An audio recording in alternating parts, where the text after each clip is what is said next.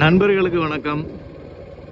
ஒரு சில பறவைகள் தன்னோட இரையை தேடி நாடு விட்டு நாடு போயிட்டு வர்றது வழக்கம். அந்த வகையில் நான் இப்போ காமிக்க போகிறது இது பறவையா இல்லை விலங்கா அப்படின்றத நீங்களே கன்ஃபார்ம் பண்ணிக்கோங்க. அப்படியே நான் லெஃப்ட்டில் திருப்புறேன் பாருங்கள். இங்கே கிடக்குறானுங்க பாருங்கள். அவ்வளோ பேரும் இதை கிடக்கிற அவ்வளோ பேரும் தினமும் இலங்கைக்கு ட்ராவல் பண்ணிட்டு வர்றவங்க. பக்கத்தில் போய் காட்டுறேன். இதில் ஆயிரக்கணக்கான பழம்பின்னி வவால்கள் கிடக்கு பாருங்கள். இது ஒரு சவுக்கு மர காடு. ஆயிரக்கணக்கான பழந்தினி வவால்கள் கிடக்கு. அது சவுண்டை கேளுங்களேன்.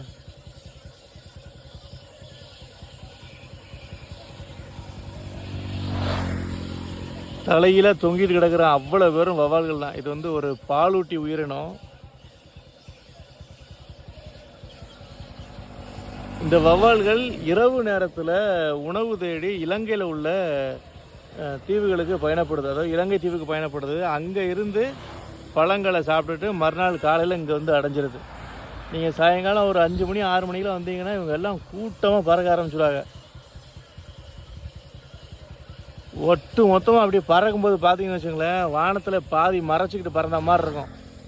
இது எங்கே அப்படின்னா திருப்புலானியில் இருந்து ராமேஸ்வரம் போகிற ரோடு இது. இந்த பக்கம் பார்த்தீங்கன்னா கொஞ்சம் தூரத்துலேயே கடல் வந்துடும். உங்களுக்கு அந்த சேதுக்கரை அந்த கடல் உங்களுக்கு கொஞ்சம் தூரத்துலேயே வந்துடும். நேரே போனீங்க அப்படின்னா பிரப்பன் வளர்ச்சியில் போயிட்டு இந்த ரோடு ஜாயிண்ட் ஆகும் ராமேஸ்வரம் ரோடுக்கு. இங்கே அவ்வளோ பேர் கிடக்கானு. குறைஞ்சது ஒரு 10,000 பேர் கிடப்பான். இதுக்கு முன்னாடி கொஞ்சம் மரங்கள் நிறையா இருந்தது. அப்போ இன்னும் அதிகமாக இருந்தது.